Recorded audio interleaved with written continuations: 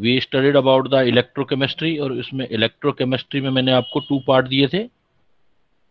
Electrochemistry का जो हमने डन किया लास्ट क्लास में, 2 पार्ट्स किया। इसमें से एक पार्ट हमने किया था इलेक्ट्रोकेमिकल सेल,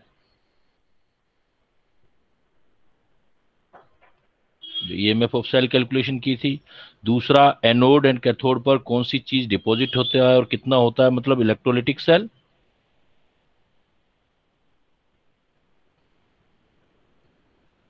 ये वाला पार्ट किया था बेटा हमने। अब जो है इसका कुछ पार्ट्स जो है फिजिक्स और केमिस्ट्री में कॉमन है, कि भाई ये जो वर्ड यूज करते हो आप, conductance, specific conductance,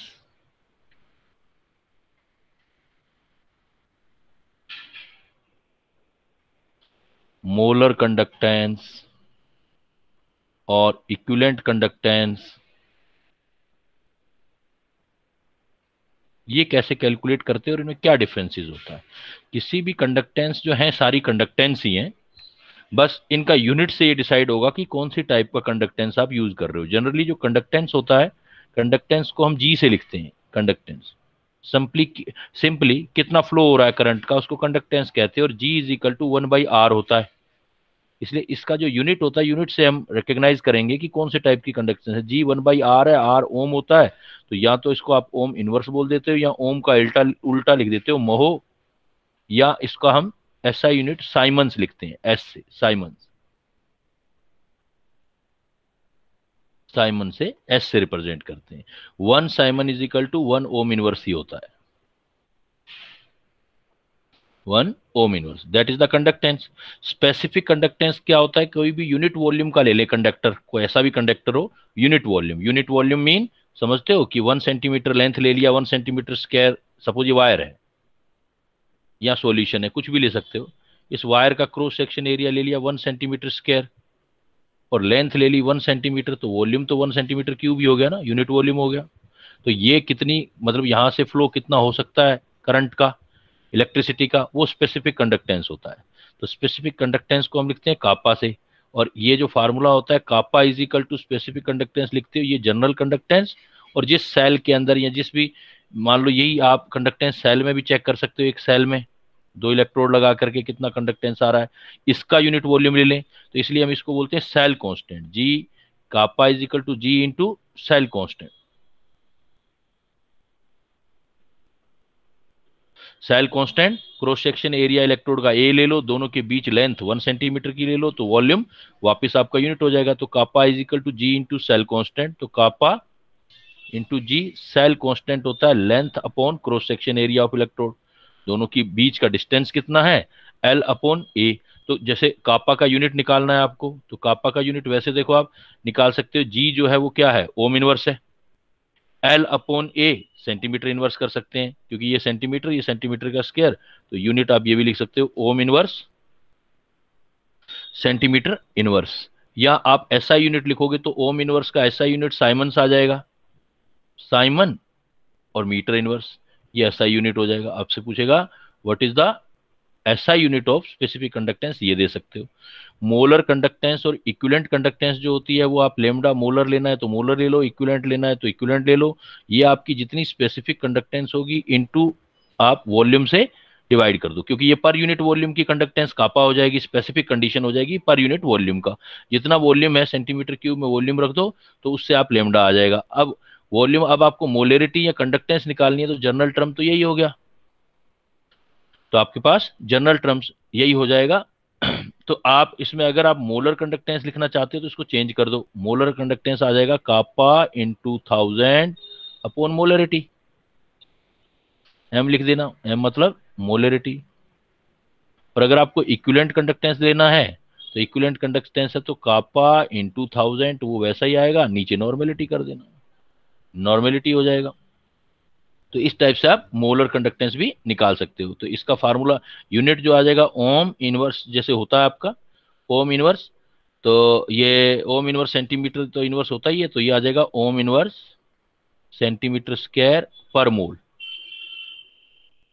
ohm inverse centimetre cube हो गया ना, सेंटीमीटर इनवर्स पहले था, सेंटीमीटर क्यूब ये आ गया मोलरिटी वाला, तो ओम इनवर्स सेंटीमीटर स्क्वायर पर मोल, इसका यूनिट आ जाएगा ओम इनवर्स सेंटीमीटर स्क्वायर पर इक्विवेलेंट। तो यूनिट कोई भी वैल्यू लिखी हो तो उसका यूनिट चेक करके आप सोच लेना कि कौन सी मोल कंडक्टेंस दे रखी है। सपोज कोई वैल्यू मैंने लिख रखी है ओम इनवर्स सेंटीमीटर स्क्वायर पर equivalent, it means it is talking about the equivalent conductance. अगर मोल लिखा हुआ है तो it talking about the molar conductance. तो इस टाइप से आप जो है वो दे सकते हो। तो आप यूनिट से ऑलवेज जो रिकॉग्नाइज करोगे वो आप यूनिट से रिकॉग्नाइज करोगे।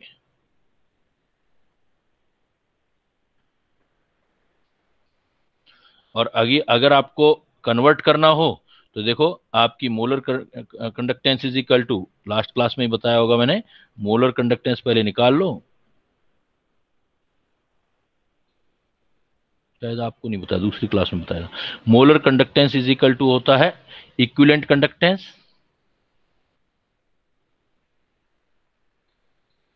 इनटू एन फैक्टर, लेकिन नॉर्मेलिटी इज इक्वल टू होता है molarity into N factor.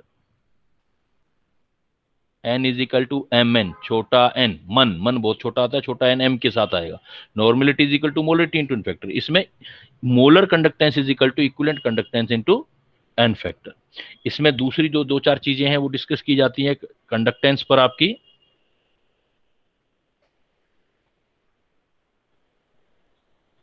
Note कुछ साइड बाय साइड क्वेश्चन। जैसे मान लो आपको दिख दिया कापा इज इक्वल टू, आपने लिखा कि जो आपका नॉर्मल कंडक्टेंस होगा इनटू सेल कांस्टेंट होगा एल बाई ए। तो ये भी तो लिख सकते हो, कापा है, कापा क्या होता है, कापा जो होता है 1 अपॉन रजिस्टिविटी होता है आर, और ये होता है 1 upon R into L upon A. तो ये वैल्यू भी दे सकता है वो, G is equal to 1/r, kappa is equal to rho. R का मतलब रेजिस्टेंस, फिजिक्स से अटैच हो जाएगा, और ये specific resistance, specific resistance, specific resistance को रेजिस्टिविटी भी बोलते हो आप, it is also called resistivity.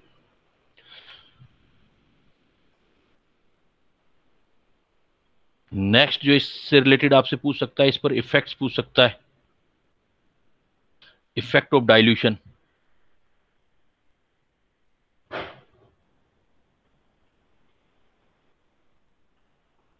On conductance.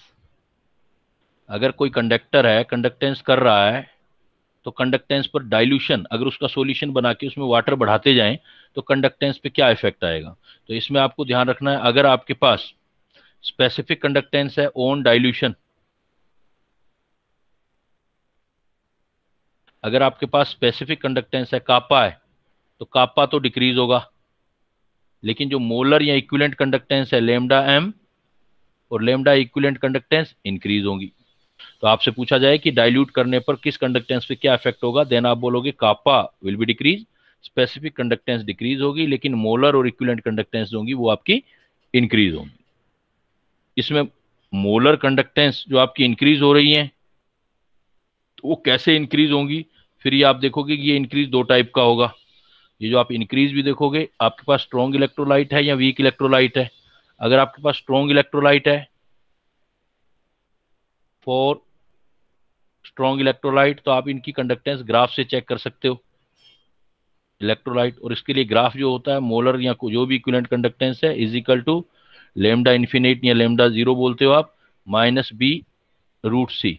तो जो भी आप कंडक्टेंस निकालना चाहते हो इस ग्राफ से निकाल सकते हो। तो इस ग्राफ्स के अकॉर्डिंग लेमडा, लेमडा मतलब किसी भी टाइम पे कंडक्टेंस,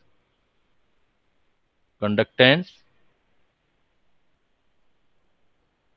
एट एनी कंसंट्रेशन, और लेमडा इन्फिनिटी का मतलब है कंडक्टेंस या कंडक्टिविटी, जो भी लिख दो आप, कंडक्टेंस एट इन्फिनाइट डाइल्यूशन, मतलब बहुत ज्यादा पानी मिला दें, इन्फिनाइट डाइल्यूशन कर दें, बहुत ज्यादा सॉल्यूशन डाइल्यूट कर दें, कंडक्टेंस एट इन्फिनाइट डाइल्यूशन। तो या तो इन्फिनाइट डाइल्यूशन बोल दो या नेग्लिजिबल कंसंट्रेशन बोल दो। डाइल्यूशन बहुत ज्यादा होगा इन्फिनाइट, तो नेग्लिजिबल कंसंट्रेशन नेग्लिजिबल हो जाएगा। तो इसके बीच अगर बनाओगे तो ये क्या बनेगा, आपका ग्राफ बन जाएगा। और ग्राफ के अकॉर्डिंग आप मतलब मोलर कंडक्टेंस का इफेक्ट चेक कर सकते हो। तो ये स्ट्रेट लाइन ग्राफ है, y is equal to c minus m x graph है, तो आप जनरली बनाओगे तो ये ग्राफ बनेगा आपका।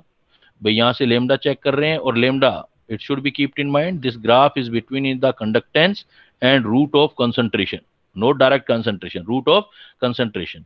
Slope is positive, slope is negative and intercept is positive, तो ग्राफ ऐसे आएगा।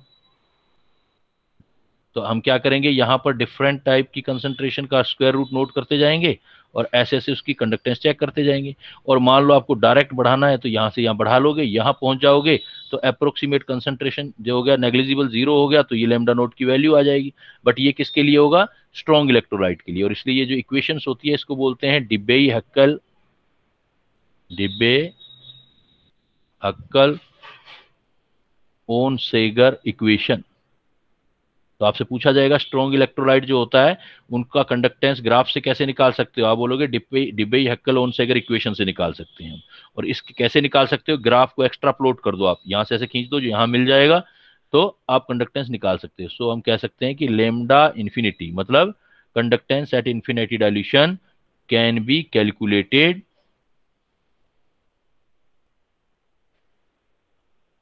Can be calculated with the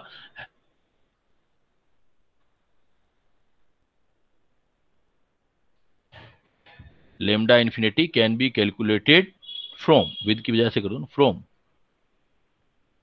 extrapolation of curve between lambda and under root सी।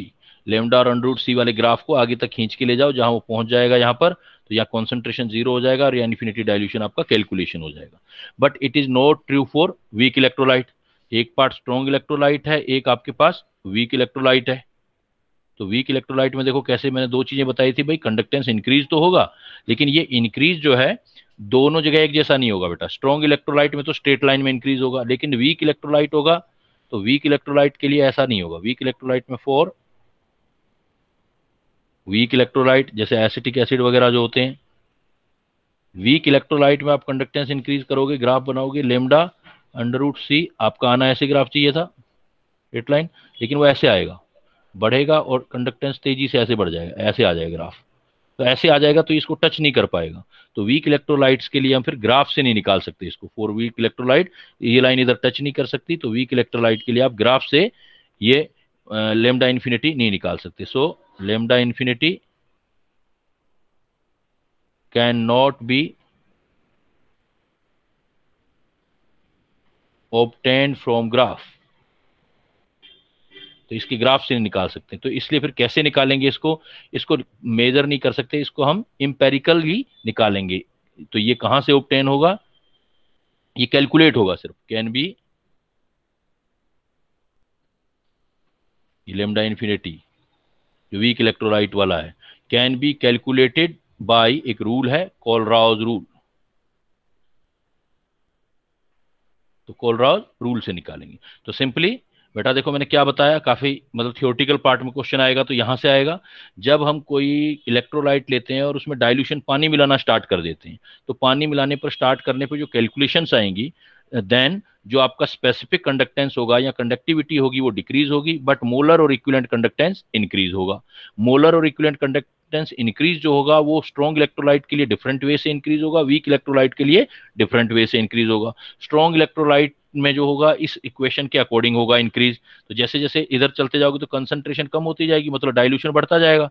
जैसे जैसे डाइल्यूशन इंक्रीज होगा मोलर कंडक्टेंस इंक्रीज होती जाएगी, स्ट्रेट लाइन में increase होगी। इसलिए लाइन को सीधा बढ़ा के या टच करा के हम लेमडा नोट या लेमडा इन्फिनिटी की वैल्यू कैलकुलेट कर सकते हैं। बट ये किसके लिए होगा, ओनली फॉर स्ट्रॉन्ग इलेक्ट्रोलाइट। अगर वीक इलेक्ट्रोलाइट होगा कंडक्टेंस इंक्रीज तो होगा बट ऐसे होगा, रैपिडली इंक्रीज हो जाएगा। रैपिडली इंक्रीज हो जाएगा तो स्ट्रेट लाइन में इंक्रीज नहीं हुआ तो इस लाइन को टच नहीं करेगा ये। इसलिए वीक इलेक्ट्रोलाइट में आप लेमडा ग्राफ से ऑब्टेन नहीं कर सकते। तो कैसे ऑब्टेन करेंगे, इसके लिए हमें फिर एक रूल पढ़ना पड़ेगा, थियोरेटिकली निकालना पड़ेगा, जिसको बोलते हैं हम कोलराउज रूल। कोई डाउट बेटा डाइल्यूशन के इफेक्ट पर किसी स्टूडेंट को? क्लियर है, इज इट क्लियर?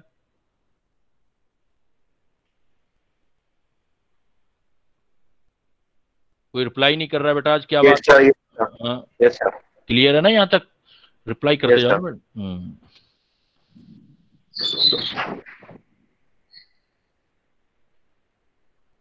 अब सपोज कैलकुलेट आपको वीक इलेक्ट्रोलाइट के लिए करना है तो कॉलरोज रूल करना पड़ेगा, तो ये काफी इंपॉर्टेंट है। यहाँ पर प्रॉब्लम आपका सीधा सीधा आता है कंपटीशन में, तो ये कॉलरोज रूल इंपॉर्टेंट है। तो ये क्या बोलता है, ये बोलता है मान लो कोई भी आपका वीक इलेक्ट्रोलाइट है, चाहे स्ट्रॉन्ग हो या कोई भी इलेक्ट्रोलाइट हो, वीक हो या स्ट्रॉन्ग हो, मान लो आप फॉर वीक ही ले रहे हो आप, जैसे एसिटिक एसिड है, वीक इलेक्ट्रोलाइट है acetic acid, as acetic acid CH3COH, completely ionise नहीं होता वाटर में।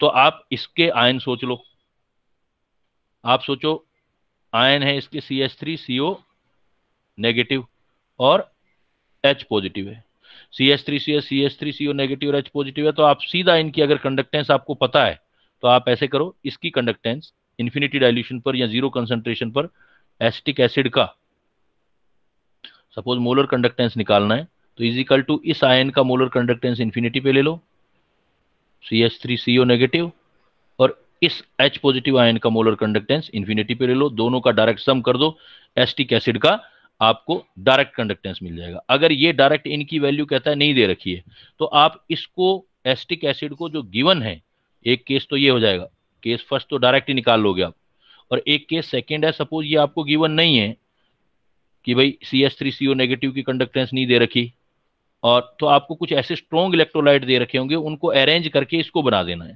जैसे case second, with help of strong electrolyte। कैसे, जैसे मान लो आपको क्या दे दिया उसने, CH3COO Na की कंडक्टेंस दे दी, कुछ भी दे दिया, CH3CONa दे दिया, और एक आपको दे दिया सपोज CH3CONa, एक दे दिया सपोज HCl दे दिया, कंडक्टेंस दे दी, एक आपको क्या दे दी सपोज NaCl दे दिया, तो ये सारे स्ट्रॉन्ग ही तो हैं, डायरेक्ट एसिटिक एसिड नहीं दिया, और आपको कह दिया कि सपोज ये X है, X ohm inverse centimetre square पर मोल है, सपोज HCl की दे दी कि ये Y है, ओम इनवर्स सेंटीमीटर स्क्वायर पर मोल, और NaCl का दे दिया सपोज Z दे दिया, Z ohm inverse centimetre square पर मोल, और आपको बोल दिया कि इसका कैलकुलेट करो आप, वीक वाले का एसिटिक एसिड का आपको कैलकुलेट करना है। तो वेरी सिंपल, देखो आपको अगर इसका कैलकुलेट करना है तो कैसे करोगे, आप इसको प्लस माइनस करके जो दिया हुआ है उससे इसको बना लो। इसको बनाने के लिए क्या करना पड़ेगा, देखो मुझे CH3CO में H ऐड करना पड़ेगा, तो CH3CO ये रहा और H ये रहा, जो रह गया वो माइनस कर दो, तो रह क्या गया, Cl और NaCl। तो अगर मैं इस इक्वेशन को ऐसे लिखूं, CH3CONa की कंडक्टेंस हो गई, प्लस और क्या चाहिए, H वाली, H ये रहा, HCl लिख दूं मैं, बैलेंसिंग कर लेना। लेकिन अब ये मुझे चाहिए, H भी चाहिए मुझे, क्या नहीं चाहिए, NaCl नहीं चाहिए, तो इसका लिख देते हैं, माइनस कर देते हैं NaCl। तो जब ये करूंगा तो मेरे पास यही तो आ गया, CH3COH आ गया। तो कोलरॉज रूल में आपके पास दो टाइप के केस आएंगे, एक तो डायरेक्ट ही उसके आयन दे दिए, वीक इलेक्ट्रोलाइट के आयन का कंडक्टेंस दे दिया, तो हम डायरेक्ट ही सोल्व कर लेंगे सीधा। और अगर हमें स्ट्रॉन्ग इलेक्ट्रोलाइट की कंडक्टेंस दे दी, उससे हमको वीक का निकालना है, तो उन इक्वेशंस को ऐसे अरेंज करेंगे कि ऐसे वैल्यू निकल आए। तो देखो एसिटिक एसिड का ये वैल्यू कितना निकल आया हमारे पास, CH3CONX आ गया, HCl आ गया, Y प्लस माइनस Z। लेकिन इक्वेशन बैलेंस करके निकालना है। सपोज मैं आपको, हाँ एक चीज और, ये मोलर कंडक्टेंस लिखी है आपने, मोलर निकालो तो बाद में इक्विवेलेंट कंडक्टेंस निकालना है, तो अभी फार्मूला किया था, molar conductance is equal to equivalent conductance into n factor. तो equivalent conductance into n factor दे करके कर सकते हैं अपने। तो एक चीज ध्यान रखना, जब भी आप, ये नोट में दे रहा हूं,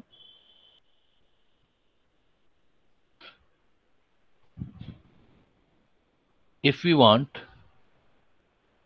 to calculate molar conductance,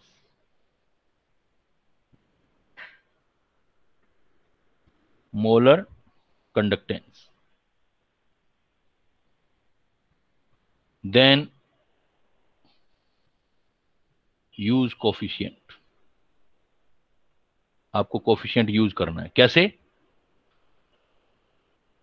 and in equivalent conductance, अगर आपको कहता है इक्विवेलेंट कंडक्टेंस निकालनी दे रखी है, इक्विवेलेंट कंडक्टेंस निकालनी है टोटल की, then no use of coefficient.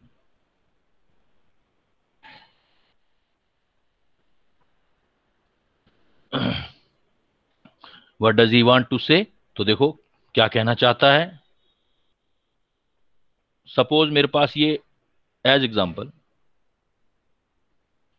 ये साल्ट है AXBY। अगर मैं इसके आयन की मोलर कंडक्टेंस दे दूं तो मोलर कंडक्टेंस से कैसे सोल्व करोगे, या इक्विवेलेंट कंडक्टेंस से कैसे सोल्व करोगे। सपोज आपको मोलर कंडक्टेंस से सोल्व करना है तो आप ऐसे लिखोगे AXBY, ये डिजोल्व होगा तो बनाएगा A+Y आयन देगा, प्लस ये वैलेंसी इसकी, ये वैलेंसी इसकी, B-X आयन देगा। अगर मुझे मोलर कंडक्टेंस निकालनी है तो इसको पूरी इक्वेशन को बैलेंस करूंगा, मैं कोफिशिएंट का यूज करूंगा, use coefficient for molar conductance. तो AXBY, तो A देखो कितने x, तो यहाँ x लगाऊंगा, B देखो कितने y, तो y लगाऊंगा। अब मैं बोलूंगा मोलर कंडक्टेंस ऑफ AXBY, ये देखो ये मोलर कंडक्टेंस आ गई, तो क्या लिखूंगा, molar conductance is equal to x into molar conductance of, ये जो आपका आयन लिखा है A+Y ion, plus y coefficient का यूज करोगे निकालने में, इधर लिखोगे मोलर कंडक्टेंस, वो आपका जो दूसरे वाला आयन आया B-X, इनकी वैल्यू होगी, पुट करके निकालूंगा। अब मुझे पहले मोलर कंडक्टेंस निकाल लूंगा, इक्विवेलेंट कंडक्टेंस निकालना है तो मैं क्या करूंगा, ये हम बात कर रहे हैं अगर हमें मोलर कंडक्टेंस से इक्विवेलेंट कंडक्टेंस निकालना है। तो मोलर कंडक्टेंस आ गया, अब हमारे पास क्या था, equivalent conductance, molar conductance is equal to, formula भी तो था equivalent conductance into n factor. तो AXBY का n factor x into y हो जाएगा चार्ज। तो इसका मतलब इसकी मोलर कंडक्टेंस और इक्विवेलेंट में आप यहां भी रिलेशन निकाल सकते हो। अगर मोलर पहले यहां से निकाल लिया है तो ये वैल्यू यहां रख दो। इक्विवेलेंट कंडक्टेंस सपोज निकालना चाहते हो, एन फैक्टर से मल्टीप्लाई कर दो तो कितना आ जाएगा, N0 इक्विवेलेंट, एन फैक्टर हो जाएगा x इंटू वाई, चार्ज जो हो जाएगा x इंटू वाई हो जाएगा। बट अब अगर आपको इक्विवेलेंट कंडक्टेंस ही दे रखी है और डायरेक्ट इक्विवेलेंट निकालना है तो दूसरा तरीका भी है आपके पास, तब आपको कोफिशिएंट का यूज नहीं करना। देखो जैसे इसी इक्वेशन में अगर आपको इक्विवेलेंट कंडक्टेंस डायरेक्ट निकालना है, ये वाली चीज, मोलर नहीं निकालो, इक्विवेलेंट,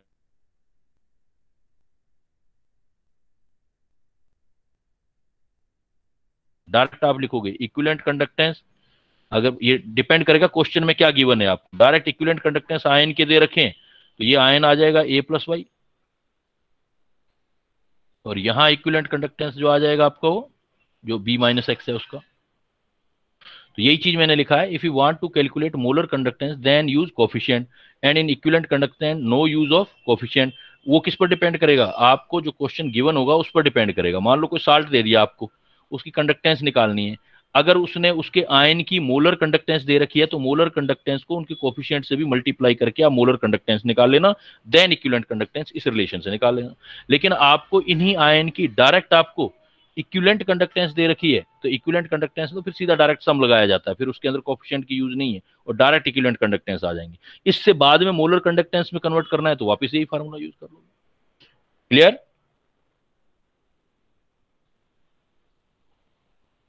जिन बच्चों ने पहले कभी इक्विवेलेंट का कॉन्सेप्ट नहीं पढ़ा होगा तो उनके लिए थोड़ा डिफिकल्ट है, लेकिन याद रख लेना फिर कि अगर हमें डेटा क्वेश्चन में इक्विवेलेंट कंडक्टेंस में दे रखे हैं तो सीधा डायरेक्ट सम कर देंगे, कोई कोफिशिएंट की रिक्वायरमेंट नहीं है, कैटायन और एनायन में कोई कोफिशिएंट यूज मत करना, सीधी इक्विवेलेंट कंडक्टेंस आ जाएंगी। और अगर हमें क्वेश्चन में मोलर कंडक्टेंस दे रखी है आयन की तो कोफिशिएंट से मल्टीप्लाई करके मोलर कंडक्टेंस निकालेंगे, बाद में हम कन्वर्ट करेंगे मोलर या इक्विवेलेंट को जो कन्वर्ट करना है। तो ये आपका कोलराउज रूल का जो है यूज हो जाता है, इससे आप वीक इलेक्ट्रोलाइट का भी कंडक्टेंस निकाल सकते हैं। तो एक पार्ट आपका ये था इसमें कंडक्टेंस में कि आपकी कंडक्टेंस क्या क्या होती है, डायरेक्ट फार्मूले, कंडक्टेंस पर डाइल्यूशन का क्या इफेक्ट होता है, डाइल्यूशन करेंगे तो क्या होगा, और वीक इलेक्ट्रोलाइट की कंडक्टेंस कोलराउज रूल से कैसे निकालेंगे। ये काफी इंपॉर्टेंट है, इस पर प्रॉब्लम आने के चांसेस आपके ज्यादा रहते हैं, न्यूमेरिकल जनरली आता है।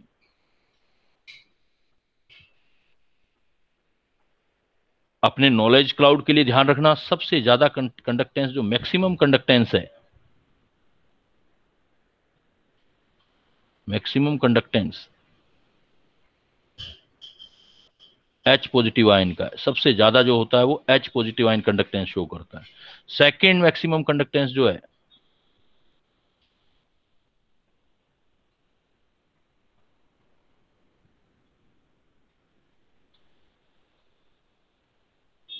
वो OH नेगेटिव आयन का है। सेकंड मैक्सिमम बाकियों का, जैसे एल्कली मेटल का दिया होगा, बाकियों का आपको जनरली दिया जाता है।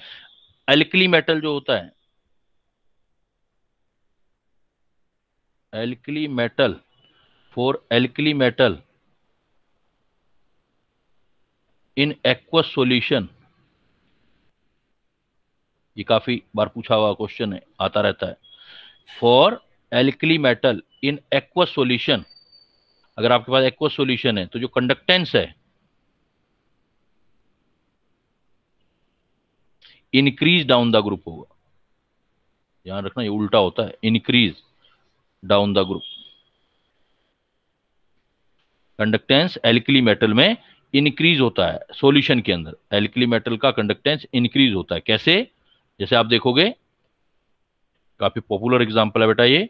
जैसे एग्जांपल देखोगे आप, तो एग्जांपल देखोगे लिथियम है, सोडियम है, पोटेशियम है, रुबिडियम है, सीरियम। जनरली मैं पीरियोडिक टेबल में बोलूं, इन पीरियोडिक टेबल, क्वेश्चन की थीम को समझना है। इन पीरियोडिक टेबल तो आप जनरली बोलते हो सर इधर से इधर जाएंगे तो साइज इंक्रीज होगा, होगा नहीं होगा साइज इंक्रीज? पीरियोडिक टेबल में बोलते हैं ना हम, लिथियम से सीजियम की तरफ जाओगे साइज इंक्रीज होगा। लेकिन मैं पीरियोडिक टेबल की बात ही नहीं कर रहा। We are not talking about the periodic table, we are talking about the aqueous solution. अगर मैं इन एक्वस सॉल्यूशन बात करूंगा मैं, बिकॉज एल्कली मेटल बहुत ज्यादा रिएक्टिव है, वाटर में जाते ही आयन बना देंगी। एक्वस सॉल्यूशन की बात करूंगा तो Li पॉजिटिव में कन्वर्ट हो जाएगा, Na पॉजिटिव में कन्वर्ट हो जाएगा, के पॉजिटिव में कन्वर्ट हो जाएगा, Rb पॉजिटिव में कन्वर्ट हो जाएगा, Cs पॉजिटिव में कन्वर्ट हो जाएगा। लिथियम छोटा है तो इसकी चार्ज डेंसिटी सबसे ज्यादा है, तो इसको चारों तरफ से वाटर सबसे ज्यादा घेर लेगा। तो वाटर के अंदर जो छोटा था वो बड़ा हो गया, हाइड्रेटेड, और इसको कम घेरेगा वाटर। तो अब जो हो गया, अब जो हाइड्रेटेड साइज हो गया वाटर के साथ साइज, मतलब वाटर के अंदर जो साइज है, हाइड्रेटेड साइज, एल्कली मेटल का हाइड्रेटेड साइज ऊपर से नीचे जाने पर बढ़ेगा नहीं, जैसे यहाँ बढ़ता है पीरियोडिक टेबल में। कंफ्यूजन यही होता है, बच्चा सीधा पीरियोडिक टेबल में चला जाता है, वो बात ही नहीं कर रहा पीरियोडिक टेबल की, वो तो एक्वस सॉल्यूशन की बात कर रहा है। तो हाइड्रेटेड साइज जो होंगे वो डिक्रीज होंगे, मतलब लिथियम लार्जर साइज का होगा, इनमें लार्जेस्ट साइज इसका है लिथियम का, हाइड्रेटेड आयन का। और मैग्नीशियम लोवेस्ट साइज का है, स्मॉलेस्ट साइज का है, इनके अंदर वाटर के अंदर स्मॉलेस्ट साइज का है। तो हाइड्रेटेड साइज ऊपर से नीचे जाओगे तो डिक्रीज होगा, जिसका साइज छोटा होगा वो तेज चलेगा तो मोबिलिटी इंक्रीज होगी, मोबिलिटी इंक्रीज होगा, मोबिलिटी इंक्रीज होगा तो कंडक्टेंस इंक्रीज होगा। दैट्स वाई मैंने आपका ये पॉइंट लिखा है कि for alkali metal in aqueous solution conductance increase down the group, conductance increase होगी डाउन द ग्रुप, कंडक्टेंस बढ़ती है, लिथियम से सोडियम में ज्यादा होगी, सोडियम से पोटेशियम, पोटेशियम से रुबिडियम, रुबिडियम से सीजियम, ऐसे ज्यादा जाएगी कंडक्टेंस। हाँ, लेकिन इन सब में भी सबसे ज्यादा किसकी होगी? H पॉजिटिव आयन की सबसे ज्यादा, इनसे भी ज्यादा होगी H positive ion. Second number OH negative. तो सबका ट्रेंड लिखेंगे तो क्या आएगा हमारे पास? तो सबसे ज्यादा किसका आया बोलो बेटा? अगर ये सारे मिला दूं तो सबसे ज्यादा कंडक्टेंस किसकी? H प्लस की। H प्लस की। Second number OH minus. Third number Li plus. No बेटा, Li प्लस क्यों? गलत हो गया नहीं ना। नहीं। Li प्लस पानी के अंदर उल्टा हो गया, हाँ Li हाँ हाँ, प्लस नहीं सी एस। होगा, सीजियम आ जाएगा। तो ऐसे घुमाएगा क्वेश्चन सी वो। S. C S C plus. S, lithium तो सबसे कम हो जाएगा आपकी बार, लिथियम का कंडक्टेंस सबसे कम होगा, इसलिए क्वेश्चन पूछेगा वो आपसे। Yes sir. Clear? Yes sir. तो ये आपका कंडक्टेंस के बारे में पूछ सकता है। डाइल्यूशन के साथ साथ आपका टेम्परेचर का इफेक्ट भी है, वो तो इजी आता होगा सभी को। टेम्परेचर का क्या इफेक्ट होता है? Effect of temperature on conductance.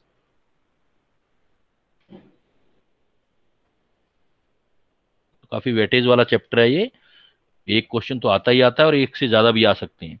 Effect of temperature, देखो जब भी टेम्परेचर इंक्रीज करोगे, अगर हमारे पास सेमी मेटल है, अलग अलग इफेक्ट आता है इसलिए पूछता है। सेमी मेटल की कंडक्टेंस, कंडक्टेंस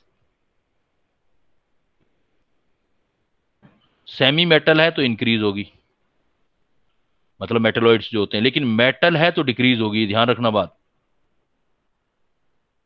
टेम्परेचर इंक्रीज करने से जो मेटल होते हैं, बिकॉज मेटल की वायर होती है उसमें इलेक्ट्रॉन का फ्लो होता है, वो इलेक्ट्रॉन का फ्लो प्रिवेंट हो जाता है, टकराता है, हैज हार्ड मतलब एक दूसरे में रुकावट पैदा करते हैं इलेक्ट्रॉन, तो इसलिए क्या होता है कि रेजिस्टेंस बढ़ जाता है। तो मेटल में कंडक्टेंस डिक्रीज करना है टेम्परेचर इंक्रीज करने पर, और सेमी मेटल में इंक्रीज करना है, सेमी मेटल में आपका इंक्रीज होता है। तो ये आपका थोड़ा सा पार्ट जो है कल रह गया था इलेक्ट्रोकेमिस्ट्री का। एक मैंने बेटा आपको ये बताया था कि ये इलेक्ट्रोकेमिस्ट्री का कंप्लीट पार्ट है। अब एक जो मैंने पार्ट इसमें से बताया था आपको कि भाई इक्विलिब्रियम कर रहे थे हम, तो इक्विलिब्रियम का मैंने आपको केमिकल इक्विलिब्रियम का पार्ट बताया था, उसका एक पार्ट ये भी कर सकते हो आप, आयनिक इक्विलिब्रियम।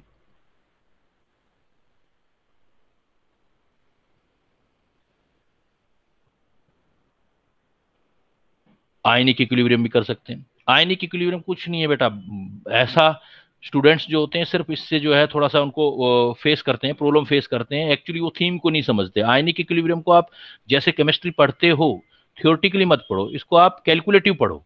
मतलब आयनिक इक्विलिब्रियम का मतलब ही क्या है, हमारे पास कैलकुलेशन ऑफ पीएच है, ये समझ के पढ़ो तो सारा चैप्टर फिंगर पे आ जाएगा।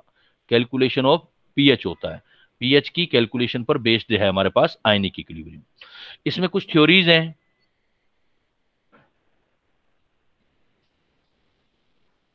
थ्योरीज में जैसे हमारी अलग अलग एसिड बेस की थ्योरी है, जैसे हमारे पास आर्हेनियस थ्योरी है,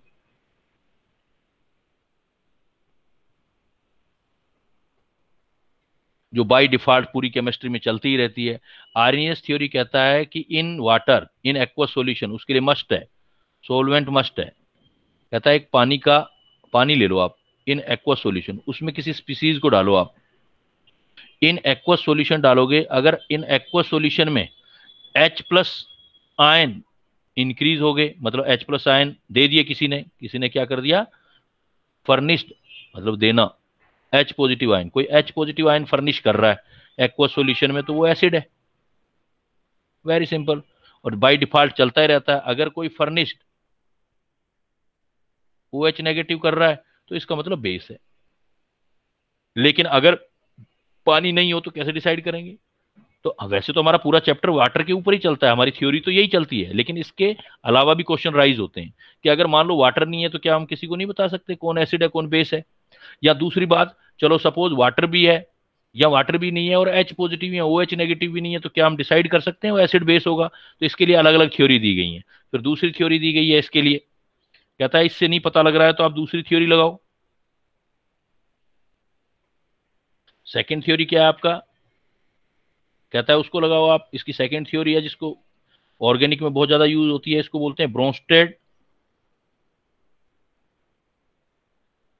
लोरे कंसेप्ट। ज्यादा इंपॉर्टेंट यहां से क्वेश्चन बनता है।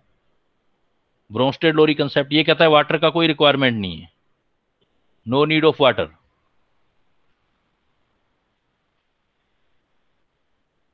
आप तो जिसको देखना चाहते हो ना, कहता है उन दोनों चीजों की रिएक्शन कराओ आप। जो आपकी स्पीसीज प्रोटॉन डोनर होगी, प्रोटॉन डोनर होगी मतलब H पॉजिटिव डोनेट करेगी, वो मेरे अकॉर्डिंग मतलब ब्रोंस्टेड के अकॉर्डिंग एसिड है, ब्रोंस्टेड एसिड है। और जो प्रोटॉन एक्सेप्ट करेगी, प्रोटॉन को H पॉजिटिव को एक्सेप्ट करेगी जो, वो बेस है Bronsted.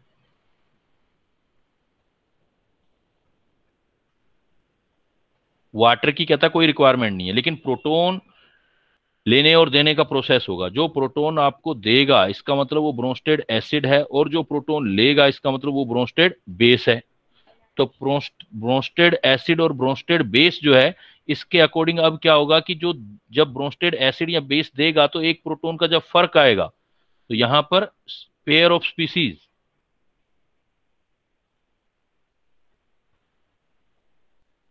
Pair of species differ by 1 H positive ion, उसको हम बोलते हैं conjugate acid base pair, conjugate acid base pair. और सिंपली हम बोलते हैं CABP, conjugate acid base pair, pair of species differ by 1 H positive, एक H पॉजिटिव का डिफर होना चाहिए, उसको कॉन्जुगेट एसिड बेस पेयर कहेंगे। इस पेयर में जिसमें मोर H होंगे, जो मोर H पॉजिटिव होगा मतलब एक H पॉजिटिव ज्यादा होगा, और एक में एक H पॉजिटिव कम होगा, लेस H पॉजिटिव होगा। लेस H पॉजिटिव मतलब अपना H पॉजिटिव दे चुका है, तो जो मोर होगा वो ब्रोंस्टेड बेस होगा।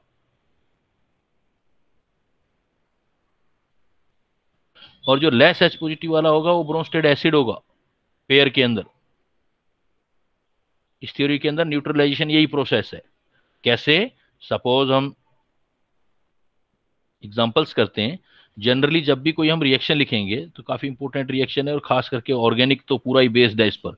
जैसे ऑर्गेनिक केमिस्ट्री में बेंजीन का नाइट्रेशन वगैरह करते हो तो आप कहते हो नाइट्रिक एसिड से रिएक्शन करवा दिया हमने HNO3, लेकिन आप कहते हो कि इसके अंदर प्रेजेंस जो लिया हमने H2SO4 का लिया। अब इन दोनों की हमने रिएक्शन करा दी। अगर बेटा सिंपली सोचें तो क्या होगा? देखो, अगर आप सिंपली सोचोगे तो आप तो कहोगे सर ये भी एसिड है, ये भी एसिड है। लेकिन अब जब दोनों की रिएक्शन करा दी तो अब नहीं कह सकते। ब्रोंस्टेड थ्योरी के अकॉर्डिंग अब हमें डिसाइड करना पड़ेगा कौन एसिड है कौन बेस है।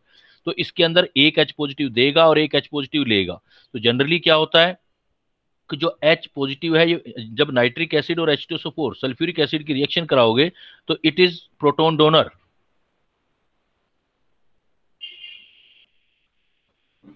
प्रोटॉन डोनर, ये अपना H पॉजिटिव देगा। तो ये क्या बन जाएगा? देखो, ये बन जाएगा प्रोटॉन दे के NO3 नेगेटिव, और ये H2SO4 प्रोटॉन ले लेगा तो ये बन जाएगा H2SO4 पॉजिटिव। उल्टा कर दिया ना मैंने, ये प्रोटॉन ये थोड़ा ना ये देगा, H2SO4 ज्यादा स्ट्रॉन्ग है, उल्टा कर दिया हमने। इसको ऐसे कर दो।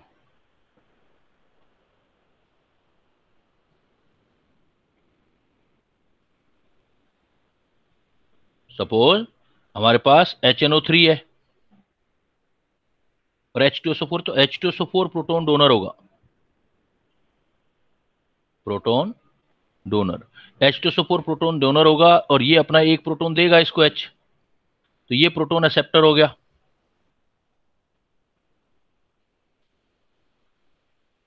ये प्रोटॉन डोनर और ये प्रोटॉन एक्सेप्टर, तो ये जो होगा ये हो जाएगा H2NO3 पॉजिटिव, और ये बन जाएगा आपका HSO4 नेगेटिव। तो ये प्रोटॉन एक्सेप्टर, ये प्रोटॉन डोनर, तो अब देखो डिसाइड हो गया। अगर ये प्रोटॉन एक्सेप्टर है तो HNO3 यहां एक्ट कर रहा है ब्रोंस्टेड बेस की तरह। ये हमारा बेस हो गया, ब्रोंस्टेड बेस। और ये प्रोटॉन डोनेट कर रहा है तो ये ब्रोंस्टेड एसिड हो गया।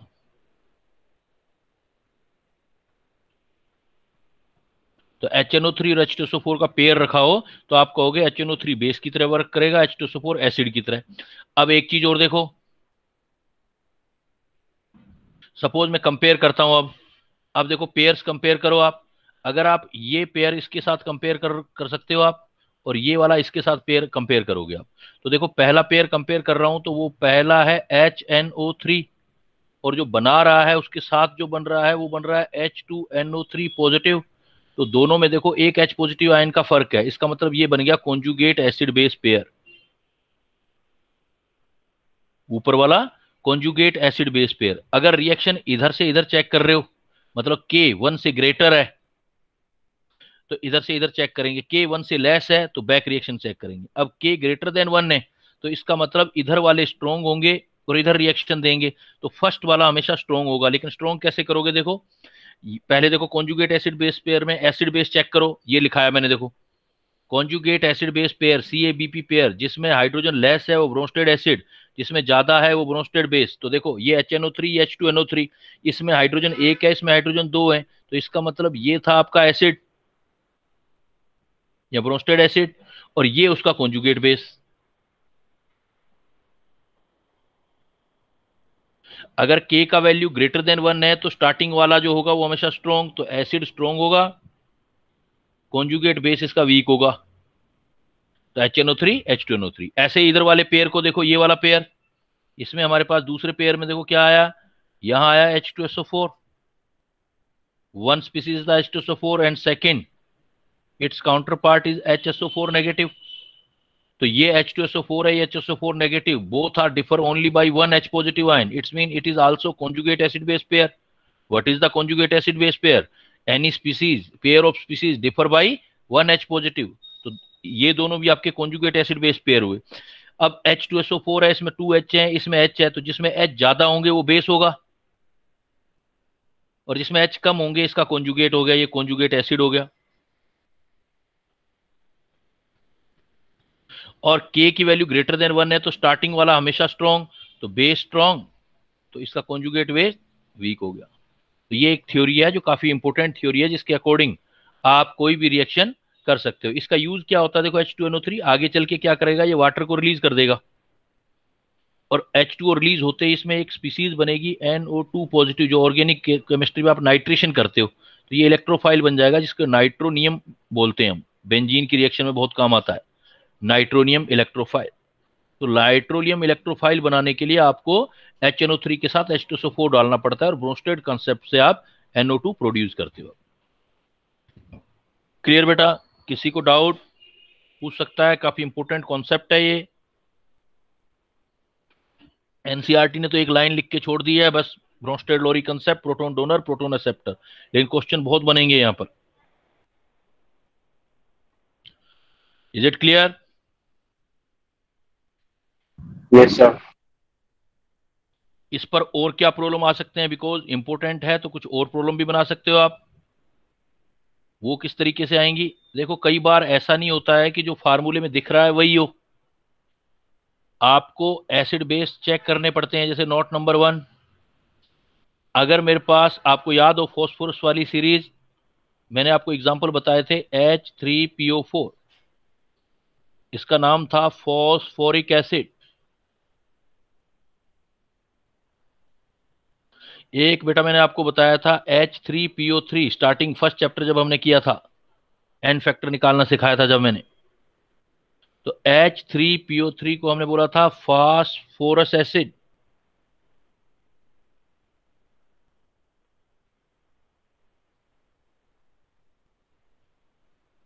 एक एग्जांपल मैंने दिया था H3PO2, इसका नाम दिया था मैंने हाइपोफॉस्फोरस एसिड। देखो टॉपिक इसीलिए इंपॉर्टेंट है, आप फिजिकल केमिस्ट्री करते करते ऑर्गेनिक में पहुंच गए, फिर अब वापस इनऑर्गेनिक में पहुंच गए, देखो सब जगह रिलेटेड है, इसलिए काफी इंपॉर्टेंट टॉपिक है ये। Phosphoric acid H3PO4, phosphorous acid H3PO3, hypophosphorous acid H3PO2। इसका एन फैक्टर याद है बेटा, कितना एन फैक्टर होता है, कितने हाइड्रोजन मैक्सिमम रिप्लेस कर सकता है, कैसे निकालते थे, do you remember? Phosphoric acid का एन फैक्टर कितना आएगा सर 3। 3। कैसे बताया था, याद है? सर ऑक्सीजन से 1 कम। वेरी गुड, ऑक्सीजन से 1 कम। देखो बेटा इससे हटके एक बात बताता हूं मैं तुम्हें, भाई कंपटीशन की तैयारी हम सभी लोग करते हैं, तो कंपटीशन क्लियर करने के 3 फैक्ट होते हैं। एक होता है, पहला है चीजें याद करना, हर कोई करता है, जो भी तैयारी करेगा सब याद करने की ट्राई करेगा, लेकिन इससे ज्यादा इंपॉर्टेंट है चीजें याद रहना, और उससे भी ज्यादा इंपॉर्टेंट चीज है कि वो कितनी रैपिडली उसको आप जो है रिप्रेजेंट करते हो, कितनी जल्दी वो आंसर आप फटाफट निकालते हो। जब तीसरी स्टेज पर आप आ गए तो आप नो कैन मैनिकल यू, कोई नहीं रोक सकता आपके सिलेक्शन को, कोई नहीं रोक सकता। याद सारे करते हैं, अब पॉइंट ये है कि याद कितना रहता है, इसलिए ये बड़ा रोल प्ले करता है कि जब आपसे टीचर पढ़ा रहा हो और आपसे रिस्पॉन्स पूछे कि हम कितना रिस्पॉन्स देते हैं, क्योंकि रिस्पॉन्स तभी आएगा जब आपको याद तो कर लिया था लेकिन याद होगा, याद होगा तभी आंसर दोगे। चलो याद भी है लेकिन आप आंसर नहीं दे रहे हो तो आपका माइंड रैपिड नहीं बनेगा, आपको पता भी है लेकिन आंसर नहीं कर रहे हो, तो एग्जाम में जो होता है रिप्रेजेंट अपने आप को परफॉर्म करना, 3 घंटे के अंदर सब कुछ परफॉर्म करना है, फिजिक्स केमिस्ट्री, तो इसकी प्रैक्टिस यही होती है कि जितना आप रिस्पॉन्स करते हो। इसलिए मैं बार बार बुलवाने की ट्राई करता हूं आपसे, क्लास में होते हैं तो मैं इवन एक एक स्टूडेंट को खड़ा करके और बात करता हूं, लेकिन एक्चुअली अब ये हमारी ऑनलाइन क्लासेस हैं, तो ये बेटा सबसे मतलब कभी भी तैयारी करो, किसी भी जगह तैयारी करो, तो ये 3 चीजें याद रखना। आप कभी भी नीट का पेपर किसी भी, चाहे जो टीचर कंपटीशन पढ़ाता है या नहीं पढ़ाता है, या किसी बच्चे को जिसने तैयारी की है या नहीं की है उसको दिखाओ, वो देखते कहेगा बड़ा आसान पेपर है, क्योंकि वो सिर्फ ये ऊपर ऊपर से लग रहा है ना आसान पेपर है, क्योंकि वो चीजें हमें पता है ये सब्जेक्ट ये है, लेकिन जब वो उस आसान पेपर को जब बताने लगेगा तो पता लगेगा बोलना कुछ चाह रहा है निकल कुछ रहा है, और फिर कितनी जल्दी निकाल पा रहा है, ये तीसरा मैटर। तो चीजें याद करना, उनको याद रखना बेटा, और थर्ड याद रखने के साथ साथ उसका रिप्लाई कितना जल्दी देना, माइंड से फटाफट कितना निकाल सकते हो आप। जिस दिन ये सीख गए उस दिन समझ लो आप कंपटीशन के बहुत क्लोज हो। तो H3PO4 जैसे अभी एक बच्चे ने आंसर दिया, बहुत बढ़िया। अब हो सकता है अब मेरे कैटेगरी में अपने आप को डाल के देखना कि कहाँ हो आप।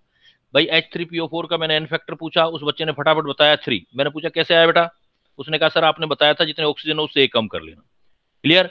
तो एन फैक्टर बेटा 3 आया है, तो इसका मतलब H3PO4 एक H निकाल के ये भी बना सकता है H2PO4 नेगेटिव। फिर एक हाइड्रोजन और भी निकाल सकता है, बना सकता है HPPO4 2 नेगेटिव। और इवन ये वाला हाइड्रोजन भी निकाल सकता है, तो हो गया PO4 3 नेगेटिव। अब ये कोई हाइड्रोजन डोनेट नहीं कर सकता। ये जो है यहां पर इन तीनों में देखें तो जो बीच वाले स्पीसीज हैं, ये वाली स्पीसीज देखो, हाइड्रोजन इधर चलेगी तो डोनेट कर सकती है, इधर चलेगी तो एक्सेप्ट कर सकती है। तो ये जो स्पीसीज है मिडल वाली, ये हाइड्रोजन डोनेट भी कर सकती है, एक्सेप्ट भी कर सकती है, इसलिए दोनों का काम कर सकती है। ब्रोंस्टेड एसिड भी शो कर सकते हैं और ब्रोंस्टेड बेस भी शो कर सकते हैं। मतलब इनका नेचर जो होगा बेटा वो एम्फोटेरिक होगा। एग्जाम में आएगा which of the following species amphoteric, जो मिडल वाली होगी।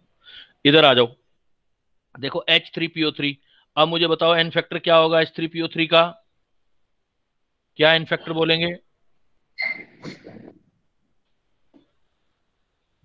कितना सर 2। एन फैक्टर आया 2। 2 हाइड्रोजन तो दिखने में तो 3 दिखाई दे रहे थे ना, यही तो क्वेश्चन है कि हाइड्रोजन दिखने में चाहे 3 थे, इसका मतलब तीनों हाइड्रोजन ये रिप्लेस नहीं कर सकता। ये रिप्लेस कर सकता है सिर्फ 2 हाइड्रोजन, जितने ऑक्सीजन होते हैं उससे एक कम करना है। तो इसकी रिएक्शन कहां तक अप्रोच करेगी, देखो इसके पास दिखने में 3 हाइड्रोजन थे लेकिन निकालेगा 2 ही, तो पहले जैसे एक निकालेगा तो ये बन जाएगा H2PO3 नेगेटिव। फिर अगेन एक निकालेगा HPO3 2 नेगेटिव। इससे आगे रिएक्शन जाएगी नहीं। तो आपसे एग्जाम में ये आएगा कि भाई इसमें एम्फोटेरिक तीनों में कौन सी स्पीसीज है, तो ये नहीं है एम्फोटेरिक, बिकॉज इवन हाइड्रोजन है लेकिन अब ये निकाल नहीं पाएगा, तो सिर्फ ये वाली एम्फोटेरिक है। H3PO3 का जो H2PO3 नेगेटिव है ये एम्फोटेरिक है, HPO3 2 नेगेटिव नहीं। Similarly in the case of H3PO2, इसमें तो एन फैक्टर ओनली 1 है, हाइड्रोजन तो 3 दिखाई दे रहे हैं लेकिन ओनली 1, इसमें एम्फोटेरिक बनेगा ही नहीं, बिकॉज H3PO2 बस एक ही हाइड्रोजन निकाल सकता है और वो निकालते ही अपना कॉन्जुगेट बना देगा H2PO2 नेगेटिव। आगे रिएक्शन जा ही नहीं सकती, तो मिडल में कुछ आया ही नहीं। तो फॉस्फोरिक एसिड में 2 एम्फोटेरिक स्पीसीज बन सकती है मिडल में, फॉस्फोरस एसिड में सिर्फ एक ही बनेगी ये वाली, और हाइपोफॉस्फोरस एसिड में कोई भी एम्फोटेरिक स्पीसीज नहीं बनेगा। तो इस पर फॉस्फोरस पे पूछा जाता है। जितना मैंने अभी आपको पॉइंट दिया है ये सारा ही आपका काफी इंपोर्टेंस का। अब क्या करते हैं, इस थ्योरी के बाद वापस हम अपनी फर्स्ट थ्योरी पर आते हैं। मतलब हमारा सारा फोकस तो फर्स्ट पे रखना है हमने, कि पीएच कैलकुलेशन पे करना है हमने। पीएच कैलकुलेशन हम वाटर के अंदर ही देखते हैं। सपोज मैंने ले लिया एज एग्जांपल, सबसे पहली बात करते हैं, एक वर्ड पढ़ते हो आप, एक टर्म पढ़ते हो आप, आयनिक प्रोडक्ट ऑफ वाटर।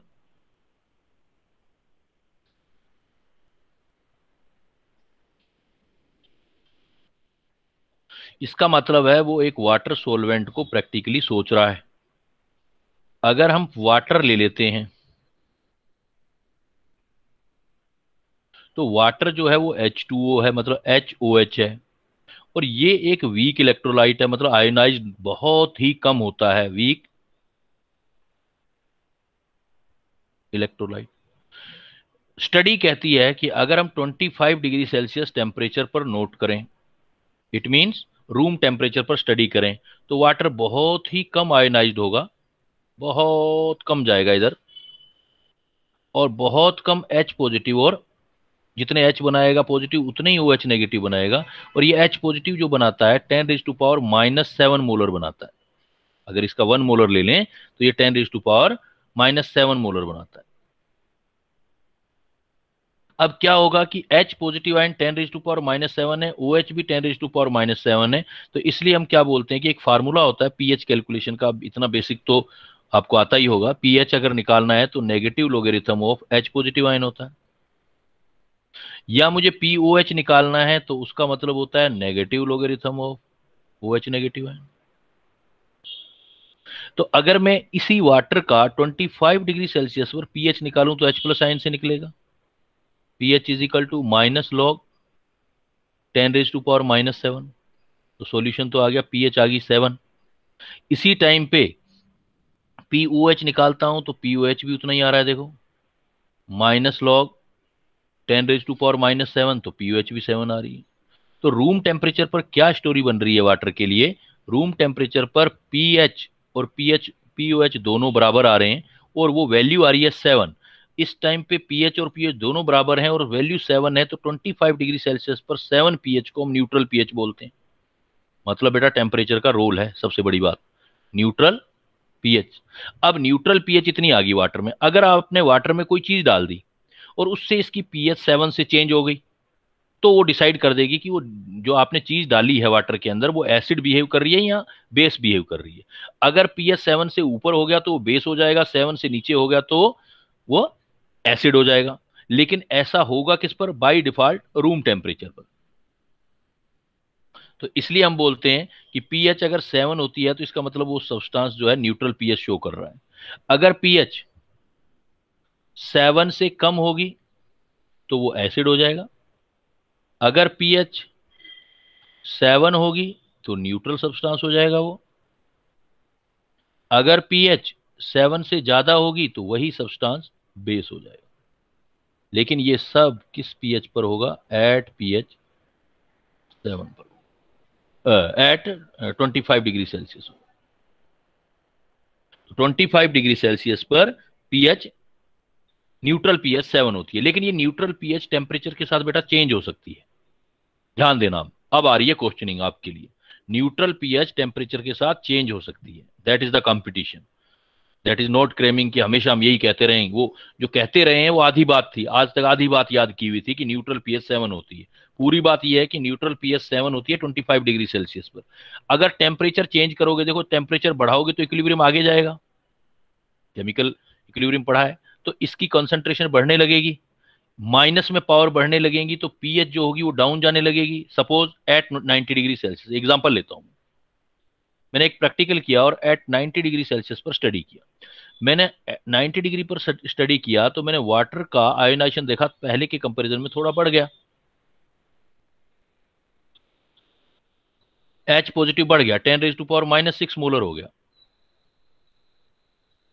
बढ़ गया। ये माइनस में पावर है, यही तो गेम है इस चैप्टर का कि माइनस में पावर अगर है तो इसका मतलब 10⁻7 से 10⁻6 ज्यादा है। तो 90 डिग्री सेल्सियस पर ये बढ़ गया तो ये इसका पीएच 6 आएगा, पीओएच 6 आएगा। तो अब की बार देखो न्यूट्रल पीएच 6 आ गई एट 90। तो 25 डिग्री सेल्सियस से ऊपर जाओगे तो न्यूट्रल पीएच नीचे होती जाएगी।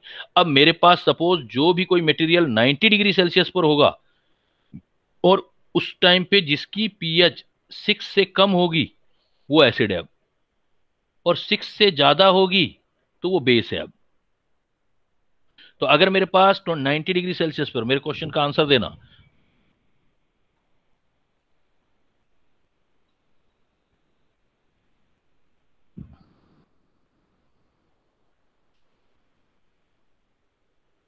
at 25 degree Celsius we have a solution of pH equal to 7. The nature of solution is, क्या होगी बताओ बेटा? At 25 degree Celsius we have a solution of pH 7. Then nature of solution is, क्या answer होगा आपका? What is your answer? Neutral. Neutral. Neutral. Because at 25 degree Celsius पर pH 7 neutral होता है। क्लियर? तो सॉल्यूशन हो गया न्यूट्रल। क्वेश्चन में कुछ भी दम नहीं था, बस मैंने सिर्फ आपका एक मोमेंट बनाने के लिए क्वेश्चन पूछा। क्या मोमेंट बनाने के लिए? मैं क्वेश्चन चेंज कर रहा हूं।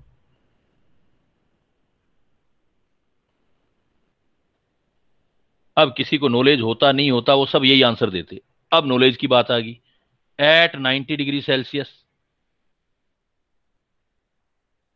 We have a solution of pH 7. The nature of solution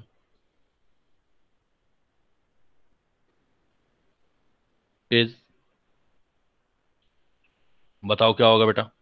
Sir, basic. Basic हो जाएगा। वेरी गुड, बेसिक हो, क्योंकि जैसे जैसे टेम्परेचर 25 से ऊपर जाएगा तो न्यूट्रल पीएच जो होगी वो 7 नहीं रहेगी, 7 से नीचे रहेगी। तो जो 7 से नीचे रहेगी, तो अब जो 7 हो गया उस नीचे वाली वैल्यू से तो ऊपर ही आया ना। मेंटल एबिलिटी के क्वेश्चन बन के देखो आप, तो 7 जो होगा अब जो 90 डिग्री पर होगा, तो अब ये बेसिक कंडीशन होगी, अब ये सॉल्यूशन बन गया बेसिक। इवन पीएच 7 ही है, टेम्परेचर डिसाइड कर रहा है। अभी इसी क्वेश्चन को मैं ऐसे लिख देता बेटा, तब आंसर जरा देना।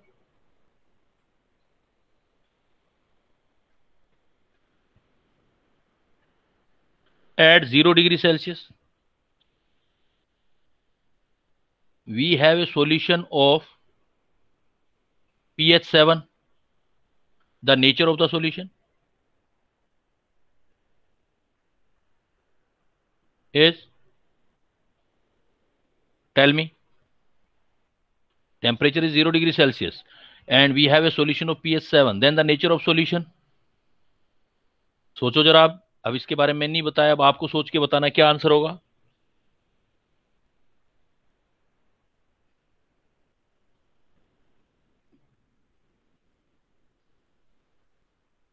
क्या हो सकता है? Do reply. दिमाग चलाओ ना, जो भगवान ने दिमाग दिया है उसका यूज ही तो करना है। क्या हो सकता है? बेसिक। बेसिक। 0 डिग्री सेल्सियस पर बेसिक कैसे हो सकता है बेटा? एसिडिक होगा। आपको क्या बोला गया है? अगर 25 डिग्री सेल्सियस पर है तब न्यूट्रल पीएच 7 है। अगर इससे टेम्परेचर ऊपर होगा तो न्यूट्रल पीएच लेस देन 7 होगी। आपको पूरा क्लियर करके दिखाया भी, जैसे 6 आई थी। अगर 25 से नीचे जाऊंगा तो न्यूट्रल पीएच मोर देन 7 आएगी। तो मोर देन 7 आएगी तो मान लो कितनी भी हो जाए, 7 से ऊपर सपोज 9 होगी न्यूट्रल पीएच, तो 9 से नीचे वाले तो अब एसिडिक हो गए ना। तो इस चीज को ध्यान रखना कि न्यूट्रल पीएच जो 7 होती है वो 25 डिग्री सेल्सियस पर होती है। अगर टेम्परेचर इससे ज्यादा होगा तो आयनाइजेशन बढ़ेगा, तो न्यूट्रल पीएच डाउन जाएगी। और इससे कम जाओगे 25 से तो वाटर का आयनाइजेशन कम होगा, कम होगा तो जो न्यूट्रल पीएच है वो आपकी इंक्रीज होने लग जाएगी 7 से। क्लियर? आप सीधा ध्यान रख लेना। अब जब इतना समझा दिया तो अब कुछ मत समझने की कोशिश करना, अब याद कर लेना कि अगर जो होता है 25 डिग्री सेल्सियस होता है तो न्यूट्रल पीएच 7 होती है। और अगर 25 से ज्यादा टेम्परेचर होगा तो 7 से कम होगी न्यूट्रल पीएच। और अगर 25 से कम टेम्परेचर है तो 7 से ज्यादा होगी। ये वाला पॉइंट क्लियर? अब आपने क्या किया, आपने पानी के अंदर कोई चीज मिलाना स्टार्ट कर दिया, तो उसका आपने पीएच कैलकुलेशन स्टार्ट किया। तो इस कैटेगरी के बेस पर जो हमारे पास होते हैं वो होते हैं स्ट्रॉन्ग एसिड। अब करते हैं हम पीएच ऑफ स्ट्रॉन्ग एसिड या स्ट्रॉन्ग बेस।